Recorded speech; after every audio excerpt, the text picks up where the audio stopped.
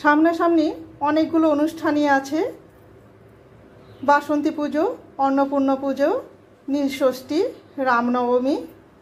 তা যে কোনো দিন এই রেসিপিটা আপনারা বাড়িতে পরিবেশন করুন।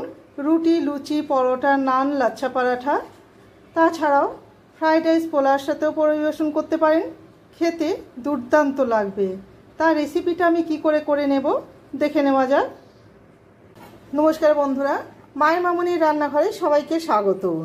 আজকে করে নেব নিরামিষ ক্যাপসিকাম পনিরের একটা রেসিপি।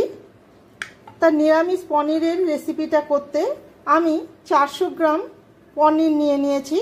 পনিরটাকে ছোট টুকরো করে রেডি করে নেব।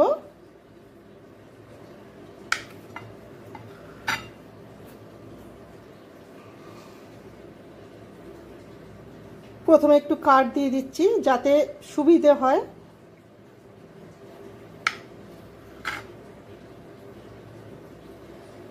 ছোট ছোট চৌকো করে কেটে নিলাম।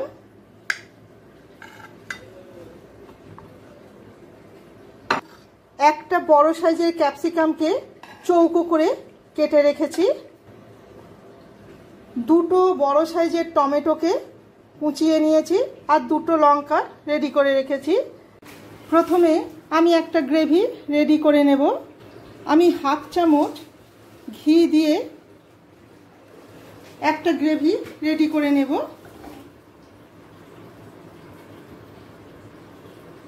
আমি ঘিয়ের পরিমাণটা আমি খুবই কম দিচ্ছি।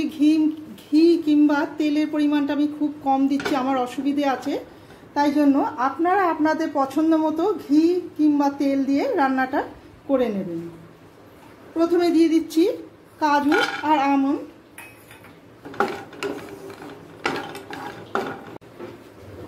একই সাথে দিয়ে দিচ্ছি আদা কুচি। 1 ইঞ্চি আদা আমি কুচিয়ে নিয়েছি। দিয়ে দিচ্ছি দুটো কাঁচা লঙ্কা।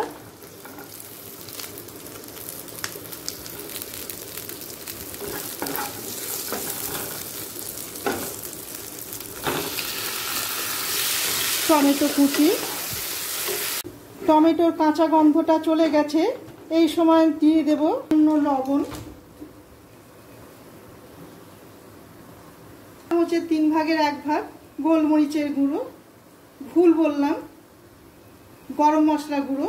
আমার কাছে দারচিনিটা ছিল না বলে আমি গুঁড়ো গরম মশলাটা দিয়ে দিলাম। সুন্দর নরম হয়ে গেছে। এবার ঠান্ডা হতে দেব। ঠান্ডা হয়ে গেলে পেস্ট করে রেডি করে নেব।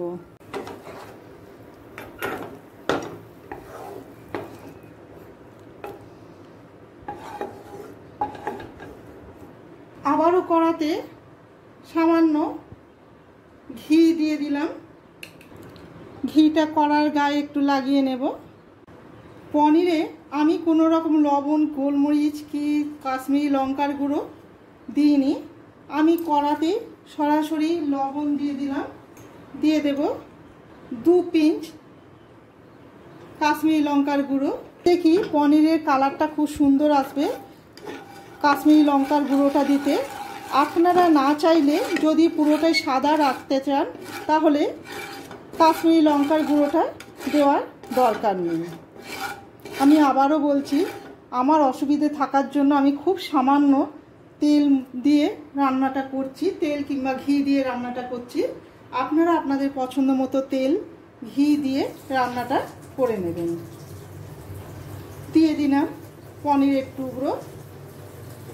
পনিরের টুকরোটা দিয়ে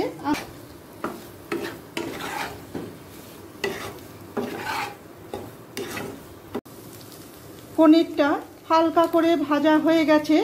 আমি লবণ জল করে নিয়েছি। এবার এর মধ্যে দিয়ে দেব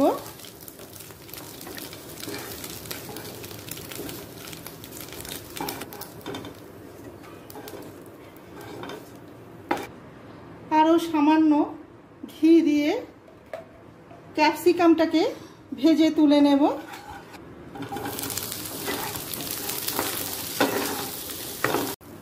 ক্যাপসিকামটা হালকা নরম হয়ে গেছে। এরপর ক্যাপসিকামটা অন্য পাত্রে তুলে নিলাম। সামান্য ঘি দিয়ে, দেখুন অল্প অল্প করে ঘি দিতে দিতে প্রায় 1 চামচের কাছাকাছি আমার ঘিটা হয়ে গেল। আপনারা সাদা তেল ঘি মিশিয়েও করতে পারেন। দিয়ে দেব পেস্ট করে নেওয়া গ্রেভিটা, জার ধোয়া জলটাও দিয়ে দিলাম। এবার মিডিয়াম টু হাই ফ্লেম করে ভালো করে মশলাটা কষিয়ে নেব। দেখুন একটু গোটা গোটাও রয়ে গেছে, আপনারা চাইলে ছাঁকনিতে ছেঁকেও নিতে পারেন। দিয়ে দেব 2 চামচ টক দই। এই কাপে 3 ভাগের 1 ভাগ টক দই দিয়ে দিলাম।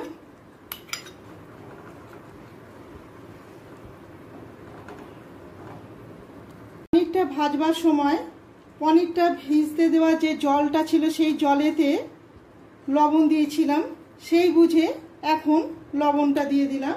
দিয়ে দেব 1/2 চামচ জিরে গুঁড়ো, 4 চামচের 3 ভাগের 1 ভাগ দিলাম গোলমরিচের গুঁড়ো, 1/4 চামচ ধনে গুঁড়ো। যেহেতু নিরামিষ তাই মিষ্টি মিষ্টি খেতে মন্দ লাগে না, আমি 1.5 চামচ চিনি দিলাম। দিয়ে আবারও ভালো করে কষিয়ে নেব। গ্রেভিটা ভালো করে ফুটে গেছে।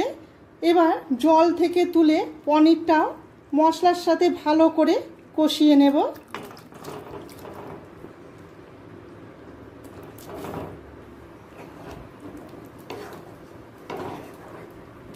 পনির ভেজানো জলটা আমি ফেলে দেব না, আমি সেটাও দিয়ে দিলাম।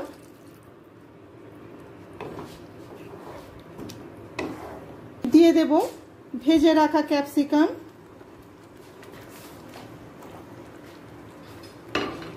আমি 1/2 কাপ দুধ দিয়ে দেব।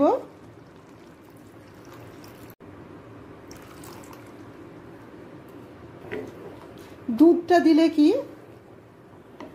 পনিরের কালারটা, পনিরের যে তরকারিটা হচ্ছে সেই তরকারির কালারটা খুব সুন্দর চলে আসে। গ্রেভিটা আমি এই পর্যায়েতেই রাখলাম। উপর থেকে দিয়ে দেব আরও 1 পিঞ্চ গরম মশলা গুঁড়ো, আর যেটা না দিলেই নয়, দিয়ে দেব কাসুরি মেথি। পনিরের রেসিপিটা আপনাদের কেমন লাগলো অবশ্যই কমেন্ট করে জানাবেন। ভালো লেগে থাকলে একটা লাইক, শেয়ার আর সাবস্ক্রাইব করে রাখার অনুরোধ রইল। আমার চ্যানেলটিকে সাবস্ক্রাইব করে রাখলে পরের দেওয়া নতুন রেসিপিগুলি খুব সহজে পৌঁছে যাবে আপনাদের কাছে। সবাই ভালো থাকবেন, ধন্যবাদ। এবার অন্য পাত্রে তুলে নেব। গ্যাসের ফ্লেমটাকে বন্ধ করে দিলাম।